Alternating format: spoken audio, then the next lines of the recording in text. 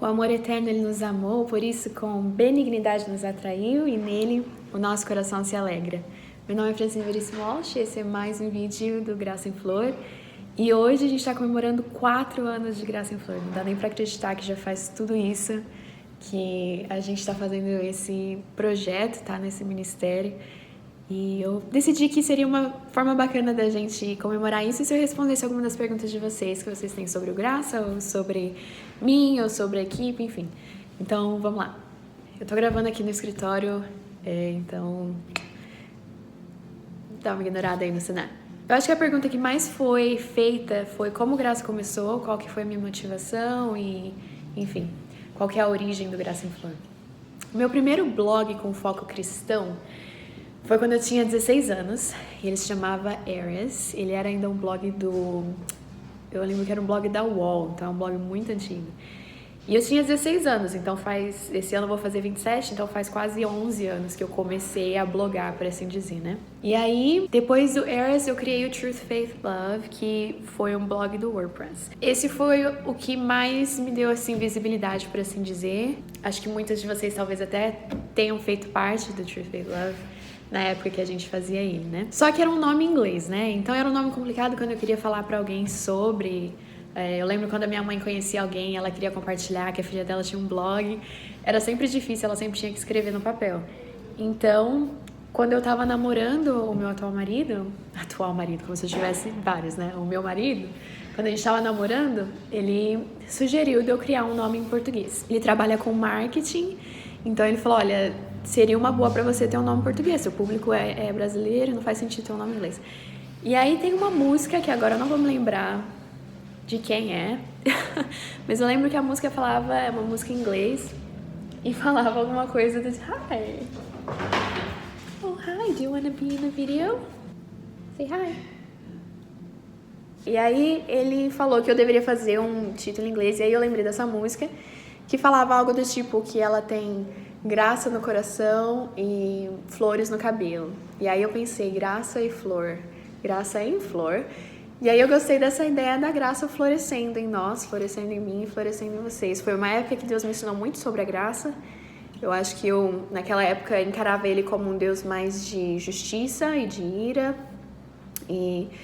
E foi uma época que ele me ensinou muito sobre a graça dele. Então, pra mim foi importante mudar não só o nome na questão de marketing pro público brasileiro, mas principalmente pelo que significou pra mim ter uma plataforma com esse nome de Graça em Flor, de me lembrar, de deixar a graça florescer e de assistir enquanto a graça floresce em mim e nas meninas que participam. Então foi assim que o Graça em Flor começou. O Graça em Flor começou 4 anos, mas eu tenho escrito em blogs já faz mais de 10. Você acha que em tempos de YouTube, Instagram, blogs têm menos valorização?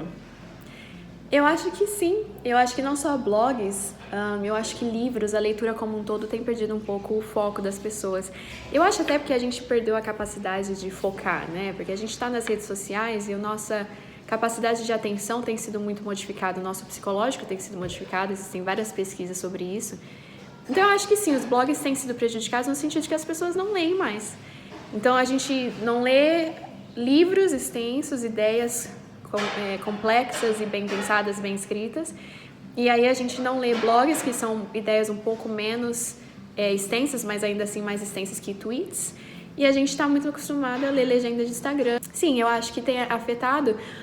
E eu me lembro que o meu marido, novamente porque ele trabalha com marketing, ele falou, olha, eu acho que você precisa escrever textos mais curtos, seus textos são muito grandes.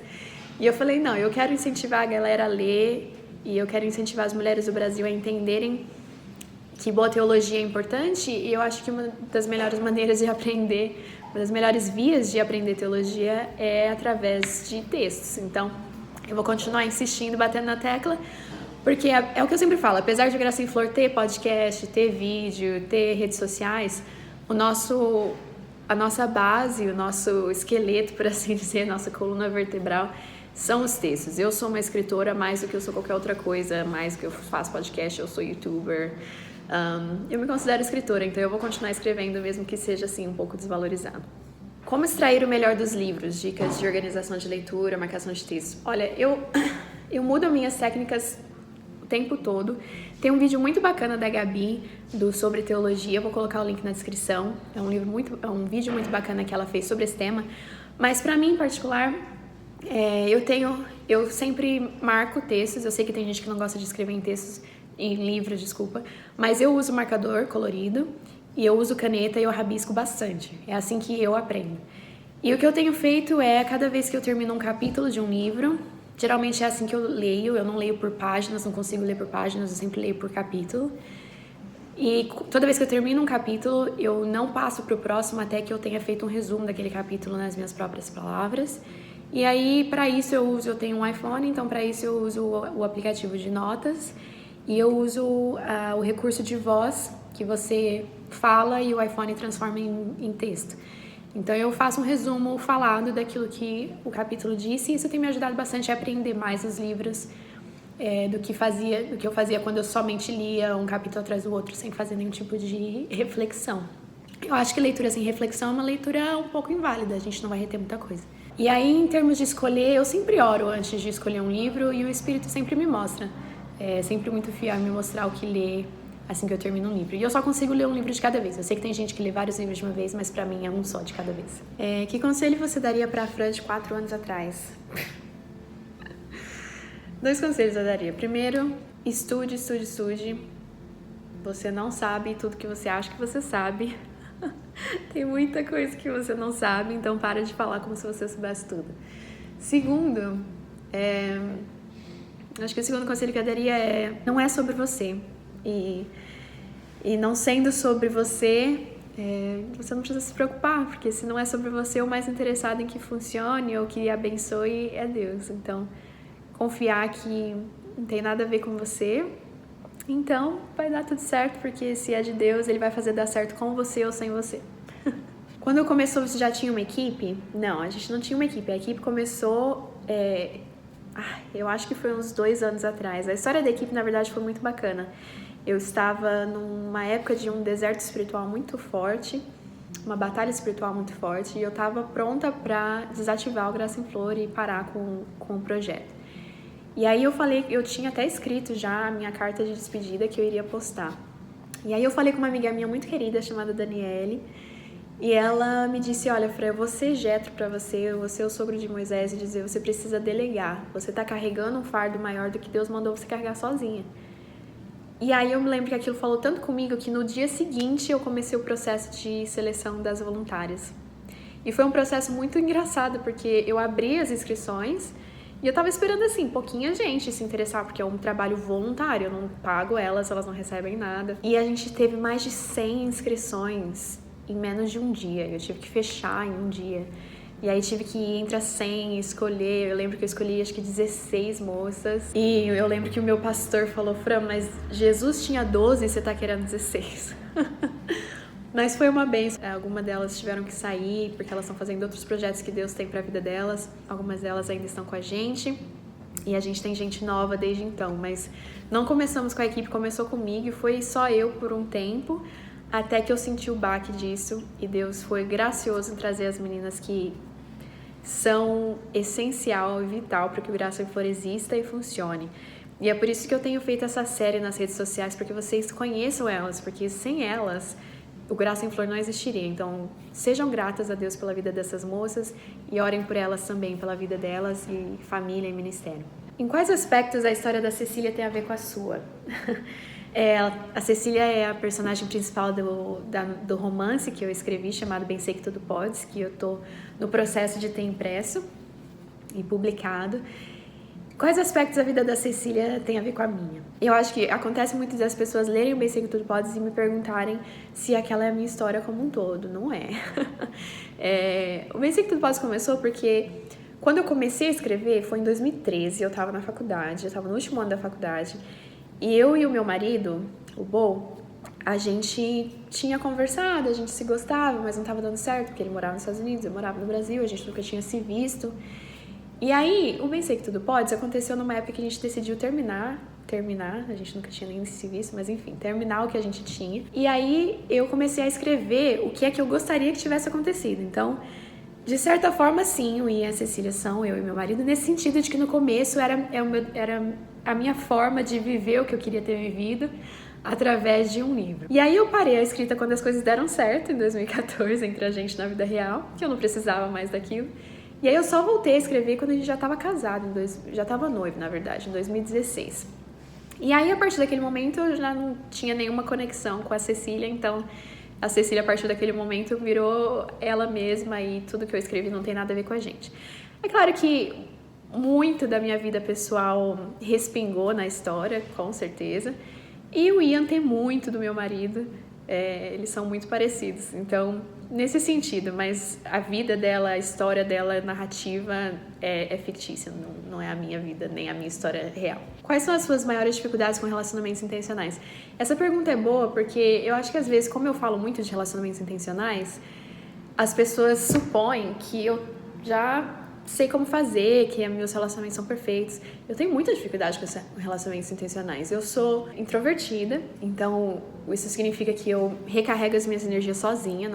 Quando eu estou com pessoas, isso retira a minha energia, eu tenho que recarregar sozinha. Esse é o que significa ser introvertido. Então, naturalmente, eu prefiro ficar sozinha do que estar com pessoas. Mas o Senhor tem trabalhado muito no meu coração nos últimos anos, e desde que eu comecei a ensinar sobre relacionamentos intencionais, Ele me desafia muito a vivê-los com excelência, para que o meu ensino não seja hipócrita, né? Hipócrita. Eu acho que conflitos ainda são uma parte que eu tenho aprendido muito. Como resolver conflitos sem amargura e com humildade, de se desculpar, de ver onde você errou, de ajudar a pessoa a ver onde ela errou. E pra mim essa é talvez ainda a maior dificuldade que eu tenho com relacionamentos intencionais, é a resolução de conflitos. Qual foi o primeiro texto do Graça? O primeiro texto do Graça foi um chamado Um Novo Começo, que eu estava explicando sobre a existência do Graça. Mas aí o primeiro texto depois disso foi um texto sobre o meu momento devocional. E ainda dá pra você ler, se você buscar sobre isso. Mas o meu primeiro texto lá do True Faith Love foi um texto sobre ministério infantil. E ainda tá lá, se você quiser ir, truefaithlove.com. Não, truefaithlove.wordpress.com, você ainda consegue ver os textos antigos. E aí, 2 perguntas relacionadas a isso foram se eu trabalho ainda na área da pedagogia e se eu pretendo escrever mais sobre o Ministério Infantil. Eu não trabalho mais com pedagogia aqui nos Estados Unidos. Eu poderia, mas eu escolhi não fazer.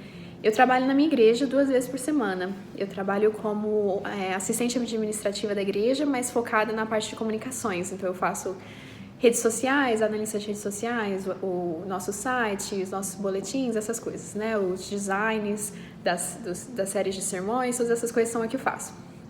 Então é isso que eu faço 2 vezes por semana, esse é o meu trabalho aqui nos Estados Unidos. Mas aí nos outros 3 dias da semana eu trabalho com Graça em Flor, com as escritas, dos estudos, dos e-books, dos textos, com as criações de vídeo, de podcast, com a ajuda da edição dos textos das outras escritoras, essas coisas. 2 vezes na semana eu trabalho na igreja e 3 vezes na semana eu trabalho no Graça em Flor. E se eu pretendo escrever mais sobre o Ministério Infantil, eu ainda trabalho com o Ministério Infantil, ainda sirvo no Ministério Infantil da minha igreja, eu sou uma professora da classe de pré-escolares, mas eu não sei se eu escreveria mais. Eu acho que tudo que eu tenho para dar, todas as dicas e ensinamentos que eu teria para dar sobre esse tema, eu já dei no nosso e-book Você no Ministério Infantil, que se você quiser baixar, eu vou colocar o link aqui embaixo.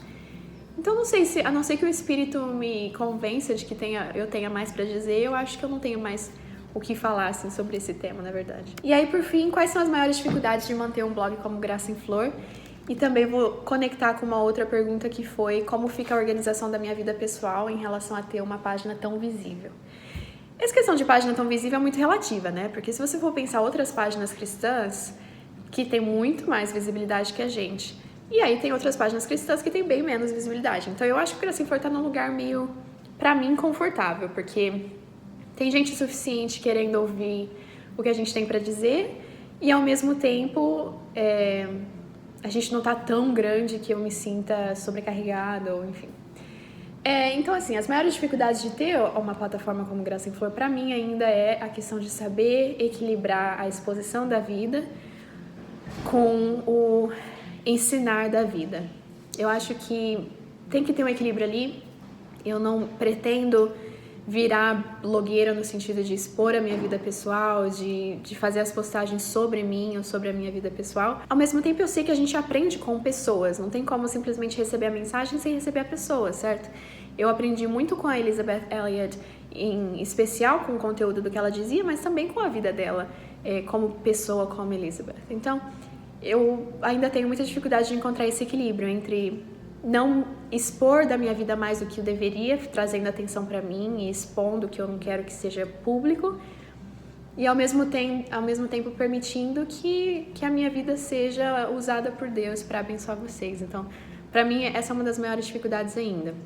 E aí, em relação à organização da vida pessoal, como eu disse, pela graça de Deus, pela bondade do meu marido que me permitiu ter 3 dias da semana só pro Graça em Flor, eu não tenho dificuldade de organizar a vida pessoal, porque são 3 dias inteiros, da manhã até a tarde, que eu tenho para dedicar ao Graça em Flor. Então, fora desses 3 dias, eu posso focar na vida pessoal. E eu sei que isso é um privilégio que muita gente que faz ministério online não tem, de ter dias inteiros para focar no ministério online. Então é algo que eu não desprezo, eu sou muito grata a Deus por isso. Então eu acho que a pessoa que perguntou isso provavelmente imaginou que eu tivesse um trabalho que eu faço todos os dias e que o Graça fosse só algo que eu faço de noite ou nos finais de semana.